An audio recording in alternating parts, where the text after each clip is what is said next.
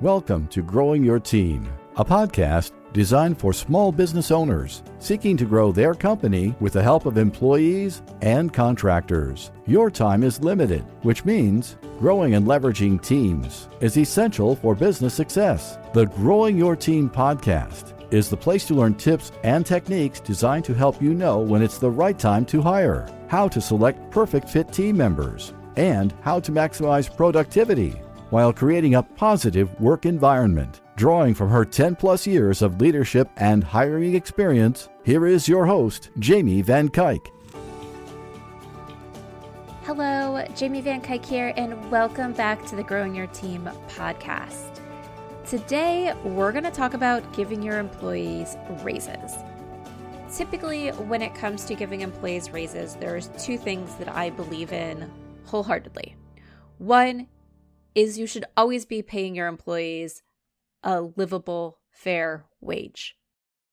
Employees do a lot of good for your business. They deserve, especially if they're a full-time employee, they deserve to be making a wage that's allowing them to live in the city that your business is located in. Them working is helping to contribute to keeping a roof over their head and food on their table, and no employee should be working full-time for you and not be able to afford those things. That is one of the things I believe in. The second thing I believe in when it comes to paying employees is in a typical market, employees should a lot of times earn their raise.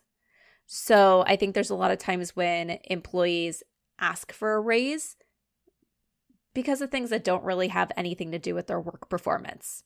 I remember once having an employee ask for a raise because she finished training and me having to explain the salary that we offered you was not a training salary. This is the salary that we're paying because you're doing the job and you just learned how to do the job. So you're not showing us that you're doing anything above and beyond. So no, you can't get a raise right now. But the same employee, I think it was a year or so down the line, asked for a raise, was able to state her case of how she was doing more and going above and beyond of what she was before, above and beyond the job description, and got the raise that she was looking for. So I think in a typical market, you should always be considering, can your employees still afford to live off the wage you're paying them? If not, because things change, inflation changes and everything, you should be giving your employees time to time raises to adjust with the cost of living in your area.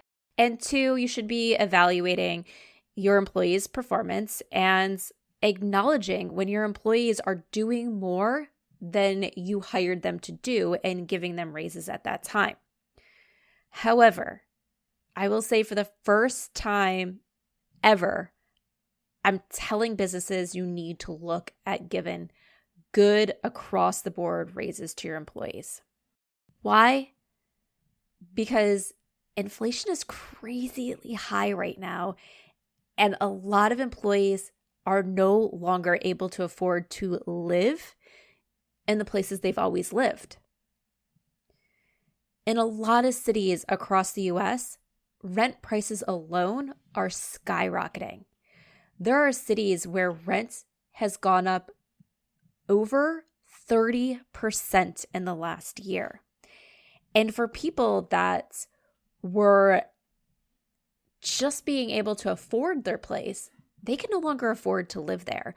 There are businesses that I'm working with that part of the reason their position is open is because the previous employee that was in that position is saying, I can no longer afford to live in the city. I have to move, and I'm no longer able to commute in. So they're then stuck having to refill the position. So I highly, highly encourage you to look at what you're paying your employees. And if you haven't given them a raise so far this year, consider giving them a raise that helps them narrow that gap that inflation is costing them. Prices of everything are going up. It costs more for your employees to live. So if you want to keep good talent, you are going to have to pay more for that good talent, especially with businesses continuing with remote work, there are a lot of businesses in places like California or other cities where they're used to paying those typically high wages that are open now to having employees working in other states. So they're able to attract employees at those higher wages because that's what they're used to paying, and poaching employees from the local companies in the area that aren't raising their rates. Keeping your employees' wage level is not really something to be proud of. When people look at their costs in a business, a lot of times businesses, I'll hear, well, we didn't have an increase in our payroll cost from this year to last year, or we haven't really had an increase in the last 5 years. That's not a good thing. There was a business I was working with a few months ago where an employee they had that had been working for them for over 10 years retired. And over those 10 years when that employee was there, they gave a total of a $2 an hour raise. Over 10 years, that employee's paycheck only went up $2 an hour. So it's pretty clear to see that that employee's pay didn't even go up with inflation over those 10 years that they were there. The kicker is, they said to me is, well, this employee was with us for 10 years. They know the ins and outs of our business. So why am I going to pay someone new to come in at that rate? And the rate that they wanted to post on the job was actually less than they brought this employee in at 10 years ago. That's not going to work in this market. You need to think about your employees and the fact that, yes, they are doing work for your business, but they're not going to do that work for your business if they don't feel valued. So you really need to look at what you're paying your employees, and if possible, if you have room in your budgets, help them out with the cost of living in your area. I said rent prices are going up. A lot of places, the home prices are going up. So if people are moving into your area, they're paying more to live there. If they got kicked out of their apartment and are trying to find a house to live, they're paying more than they would have if they bought a house a year ago or 2 years ago. Cost of food is going up. Cost of gas is going up. So if you want to keep your employees, you have to help them out. Otherwise, they're going to go to the business that is paying more. One of the statistics that I find that's very important, and this was something that I wanted to talk about even before inflation started going up like crazy, is worker share of income for a business. And this is something that if you look at the statistics, it's actually a really surprising statistic that probably most people don't necessarily think of. But back in 1980, so in April of 1980, payroll costs were around 82, just under 83% of income a business was bringing in. So 82% of the money coming in was going out for payroll.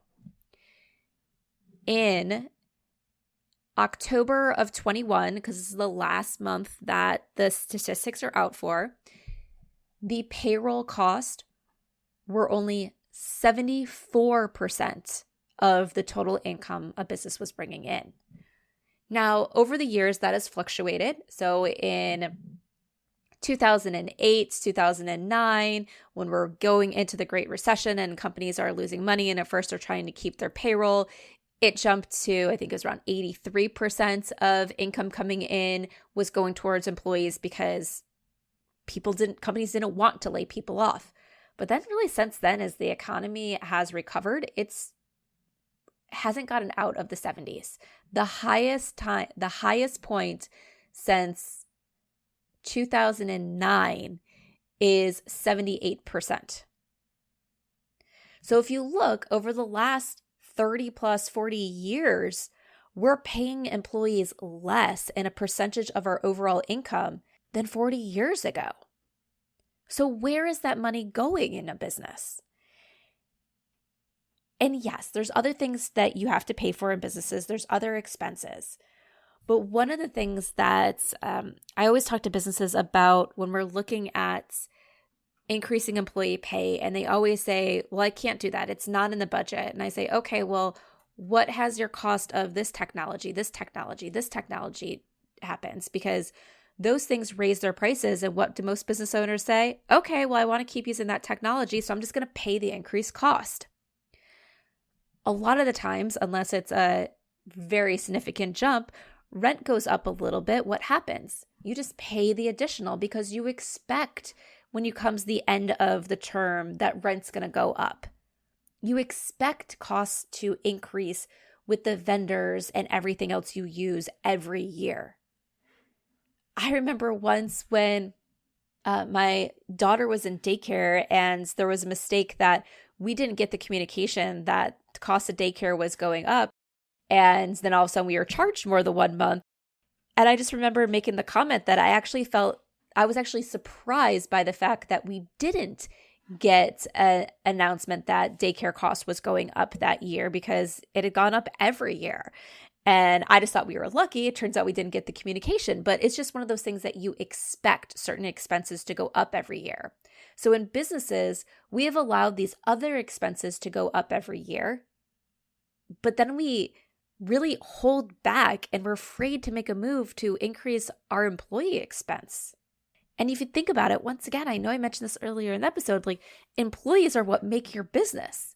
They create your products, they serve your customers, they keep things flowing on the back end. Without your employees, what would your business be? It'd probably be a lot more stress for you, a lot more headaches for you. Your business is where it is today because you have employees. So you need to make sure that you are doing what you can to keep the employees.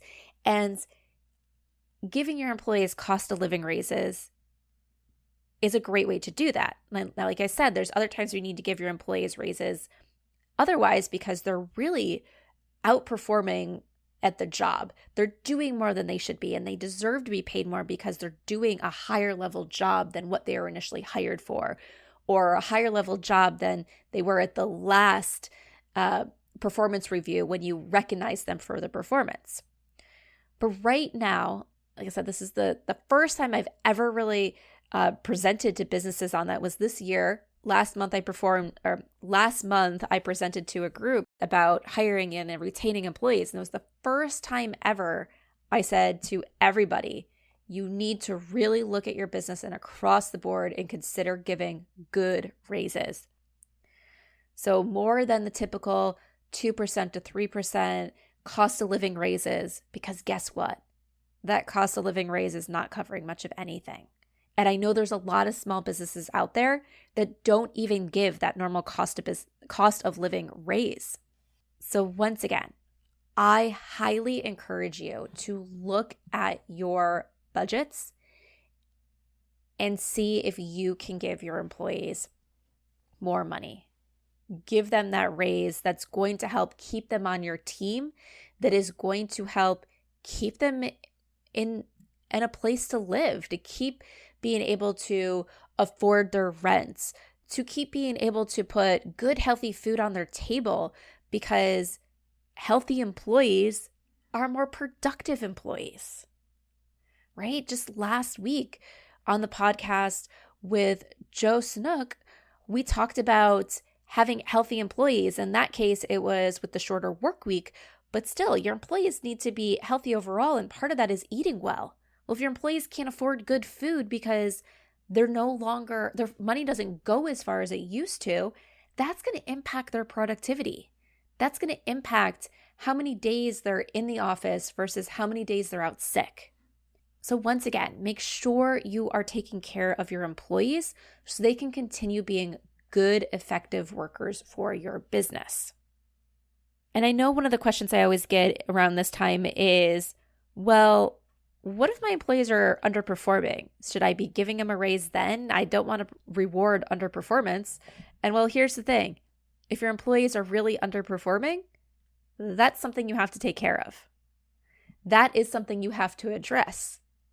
Because an underperforming employee is not doing their job. So this was talked about a little bit in episode 122. Are you holding on to employees who are not worth their paychecks? Where there we talk about get those underperforming employees off your team if you can't get them to perform at the level that's needed.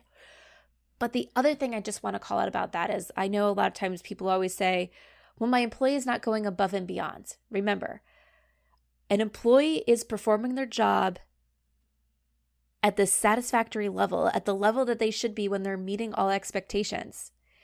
If you expect all your employees to go above and beyond expectations, then guess what? You need to raise the expectation because that is where you want your employees to be, not the expectation that you originally set. But if employees really are not meeting the set expectations, then that is something you need to address. So no, you don't necessarily need to go worry about giving those employees raises. You need to go back and listen to episode 122 and figure out what are you going to do about those employees because they might need to be replaced. And if you're hiring right now, one of the things that we always do for our clients is a compensation kind of look. So we're not compensation specialists. We're not doing big formal analysis and all these things to tell you exactly what you should be paying your employees. But we always do some research to say, here is what is going on in the market for these types of positions and in your city, and translating things that we find from data from other cities to your city. And one of the things I keep telling my clients is, here's the range, but you do not want to be at the bottom part of this range right now. And you want to be at the higher part of the range or even above it. Because guess what? Some of the data out there is old. So we're looking at data of what businesses were paying 6 months ago. Some businesses are paying more.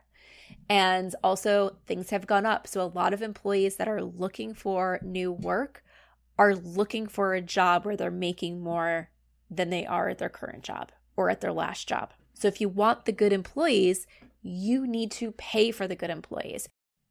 And so just remember, if you're not willing to give your employees a raise to help them with the cost of living in the area, they're possibly going to go to somebody who can. So if you want to retain your good team members, once again, look at your budget, see what you can do to give your employees the raises that they need. So a lot of times when we talk about, giving employees raises because of performance and stuff like that, or when they ask for raises and we're evaluating, should they get that raise? It's one of those things where it's like, okay, that additional thing is kind of like a reward or it's a want of the employees. There's a lot of cases right now where that raise is a need. It's a need for your employees to keep being able to afford to keep a roof over their head and food on the table. So once again, as I go to wrap up today, look at your budgets, and if you can afford it, give your employees raises, right? It's not something you're going to hear me say very often that you should give across the board raises, but this is one of those times that it is going to be worth your while if you can do it. Thank you for joining us for this episode of Growing Your Team with your host, Jamie Van Kuyk. Be sure to subscribe and head on over to growingyourteam.com to connect, access the show notes, and discover more ways to hire and leverage your perfect fit team.